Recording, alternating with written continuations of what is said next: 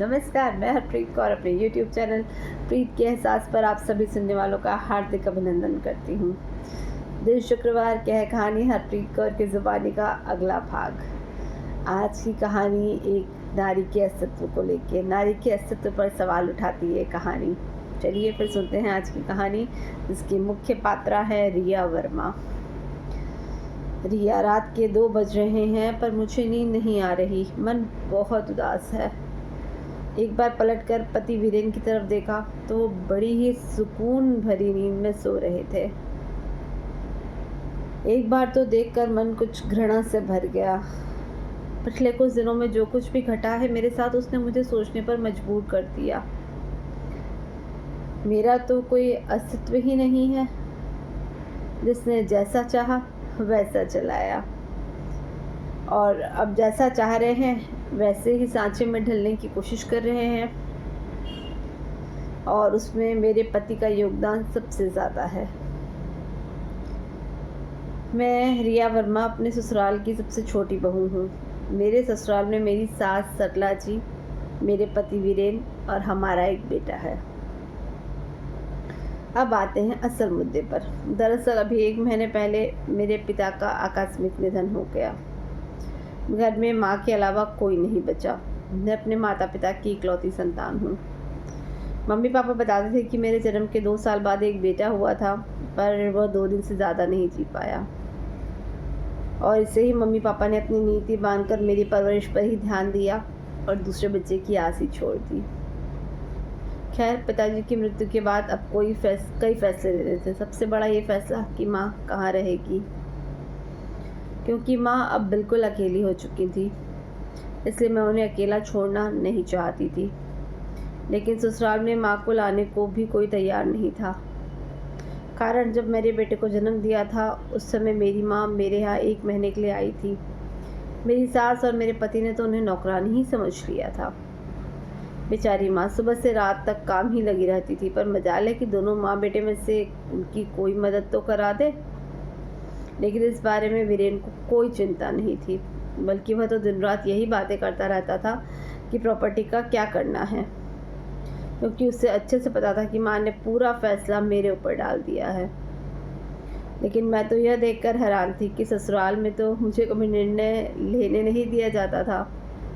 आज मेरे मायके में भी मुझे फैसले लेने का हक नहीं था। वीरेन मुझे अपने हिसाब से चलाने की कोशिश कर रहे थे। इस 1 महीने में मुझसे कई बार कह चुके हैं कि अपनी माँ से कहो कि प्रॉपर्टी मेरे नाम कर दे, तो मैं उनकी जिम्मेदारी उठाने को तैयार हूँ। वैसे भी अब वो अकेली क्या कर लेंगी, किसी ना किसी सहारे की ज़रूरत तो पड़ेगी ही ना। पर मेरा मन नहीं माना। जो इंसान अपनी बीवी के हाथ में खर्चे देने से पहले 10-5 सवाल जवाब करता है, 10 बातें सुनाता है, वो उसकी माँ की खर्चा भी उठा ले, ऐसा हो ही नहीं सकता। और दूसरी और ज़रूरी बात, उनके माँ ने कौन सी अपनी प्रॉपर्टी उनके नाम कर दी है, पर फिर भी खुशी खुशी उनका तो खर्चा उठा रहे हैं ना। तुम्हारे भैया भाभी तो बाहर रहते हैं, साल में 2-3 बार आते हैं, सारा खर्चा वीरेन ही तो उठाते हैं। तो ये इंसान मेरी माँ से क्यों सौदेबाजी करना चाहता है? बस यही बात मेरे दिल को चुभ रही है। कल रात जब सासू माँ से इस बारे में बात की तो उन्होंने मुझे ही डांट दिया। क्या गलत कर रहा है वो? मेरा बेटा है, अपनी माँ के खर्चे क्यों उठाएगा? अपनी माँ के खर्चे उठाएगा, तुम्हारी माँ के खर्चे क्यों उठाएगा? बेचारे को कोलू का बॉल समझ के रखा है क्या? पर माँ जी, जैसे आप हमारी जिम्मेदारी हो, वैसे मेरी माँ भी तो हमारी जिम्मेदारी है ना। तू मेरी बराबरी अपनी माँ से कर रही है। मैंने अपने बेटे को जन्म दिया है, पाल पोस कर बड़ा किया है, बदले में वो मेरी सेवा कर रहा है, तो तुझे देखकर जलन हो रही है? इतना ही सेवा करवाने का शौक था तो एक बेटा और पैदा कर लेती तेरी माँ। और वैसे भी औरत को क्या पता कि किस तरह से फैसले लेने हैं। तेरे पापा तो रहे नहीं, अब तो निर्णय वीरेन ही लेगा ना। इसके आगे मैं कुछ ना कह सकी। गलत तो कुछ कह नहीं रही थी वो। मैं बेटी हूँ, बेटा नहीं, यह मेरी सास ने बता दिया था। पर बेटा मजबूत हो और बेटी कमज़ोर, ऐसा हो नहीं सकता। अब मेरे दिमाग में एक ही बात है। मैं निर्णय ले चुकी हूँ कि मुझे क्या करना है। बस वह निर्णय लेकर मैं सो गई। सुबह जब उठी तो आज की सुबह कुछ अलग ही लगी।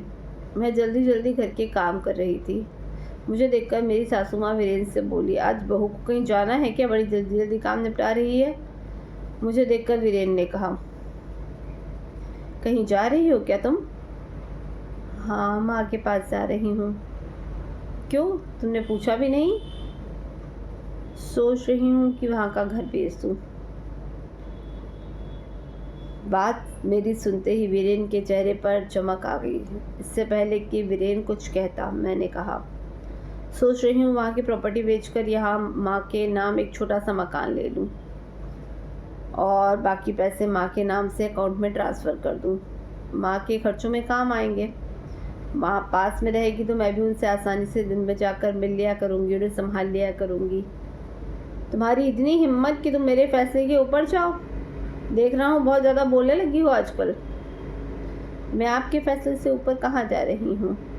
मैंने कभी ससुराल के बीच में नहीं बोला। कभी किसी निर्णय में आपने मुझे साथ में लिया ही नहीं। पर अब तो मेरे माइके से संबंधित फैसला लेना है और वो हमें ले सकती हूँ। मेरी माँ है, उन्होंने मुझे जन्म दिया है, तो उनके बारे में सोचने की जिम्मेदारी मेरी है ना। अगर मैं नहीं सोचूंगी तो लोग सौदेबाजी करने को तैयार हो जाएंगे और वो मुझे मंजूर नहीं। वो अपनी माँ के लिए तो हमसे लड़ने को तैयार है। अब की बार बीच में मेरी सास बोली, देखिए माँ जी, कल आप ही ने तो मुझे रास्ता बताया था ना। आपने कहा था कि मेरा बेटा है और वो तुम्हारी माँ की जिम्मेदारी क्यों उठाएगा। इसी तरह मैं अपनी माँ की बेटी हूँ, अगर मुझे रोका तो मैं आपकी जिम्मेदारी भी नहीं उठाऊंगी। अब अच्छी तरह से याद रखिएगा, आपका बेटा सिर्फ कमाता है, पर इस मकान को घर मैं बनाती हूँ। मेरी बात सुनकर दोनों में से किसी ने कुछ नहीं कहा। जानती हूँ नाराज़ हैं तो नाराज़ रहने दो। इनकी नाराज़गी के चलते मेरी माँ को मुझे मोहताज थोड़ी ना करना है। बस फटाफट अपना काम निपटाकर मैं चल पड़ी थी अपने फैसले पर अमल करने। यही थी आज की प्यारी कहानी जी। अपना अस्तित्व खुद ही तलाशना पड़ता है और अपने निर्णय भी खुद लेने आने चाहिए। बहुत शुक्रिया। कहानी आप सभी को अगर पसंद आई तो लाइक करें, कमेंट करें और मेरा चैनल सब्सक्राइब करना ना भूलें। ठीक है, एहसास। शुक्रिया।